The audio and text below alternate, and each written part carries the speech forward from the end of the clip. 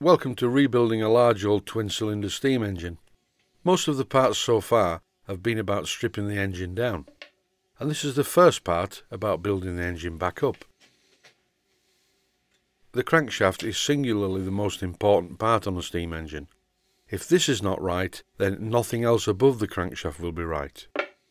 Most crankshafts have a 3-bearing system, as you can see here. Some have a 5-bearing system, which is better. The more bearings, the better. But in this case, we've stuck with 3 bearings, centre and one at the left and one at the right. So here you see me placing the crankshaft loosely in position and having a look how it sits in the bearings. It seems to sit very well. Someone at some stage has machined too much off the end caps, so it will need considerable shimming to make it work. The main bearing caps have to be a very solid, stable fit on the rest of the main bearing. And the only way to do this successfully is to use spacers or shims in between the top cap and the main bearing. If the top cap is allowed to clamp the crankshaft in position, severe damage will occur. If the crankshaft is a tight fit in the bearings, what's going to happen is the bearings are going to overheat.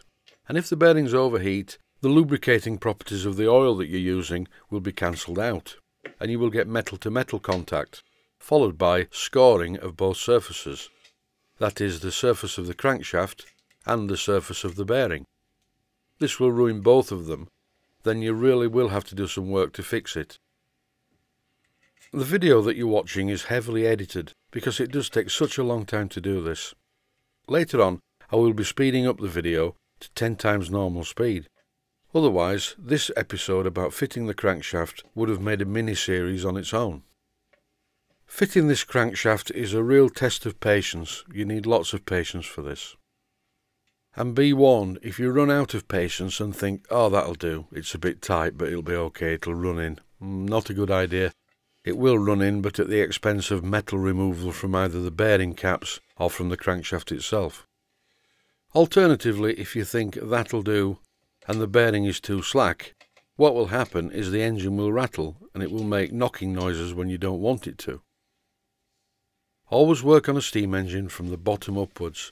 If the crankshaft is not right, nothing above the crankshaft is going to be right either. After finding the correct combination of shims, the next thing to do is to oil the crankshaft before fitting the top cap permanently. Here you see me tightening down the top cap for the first time on a lubricated crankshaft.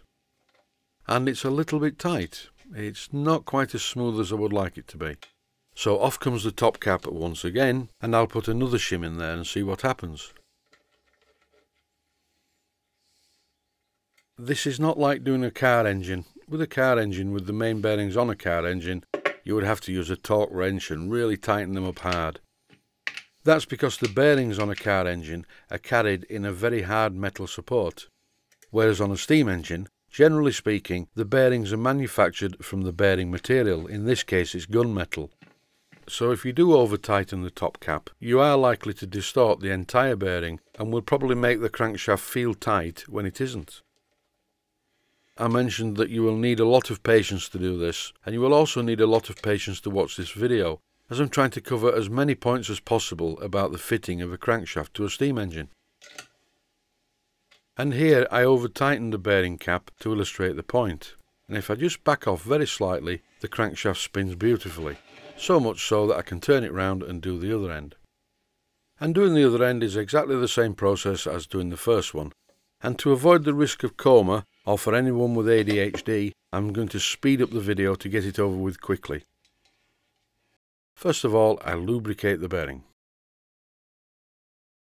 When I was making this video, I did a really stupid thing. I set up the first shot and forgot to press the record button.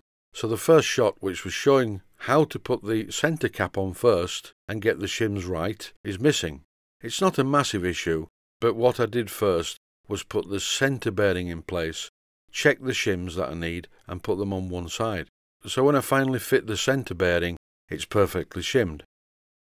Not a big problem, you can do it last of all, but it's easier to do it first because you don't have the interference of the 2 bearings at each end, and you know that the centre bearing's fit is going to be somewhere near.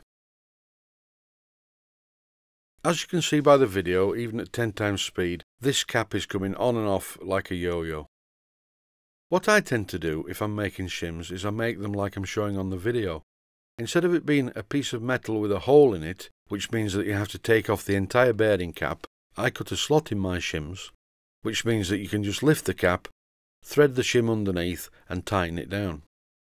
These shims that I'm making are very, very fine and just put the icing on the cake. To finish this video, I'm showing how I painted the part of the upright standards when the engine was upside down, as I mentioned in the last video. So now the standards are fully painted, awaiting a second coat. Thanks for watching, and I hope you found it useful.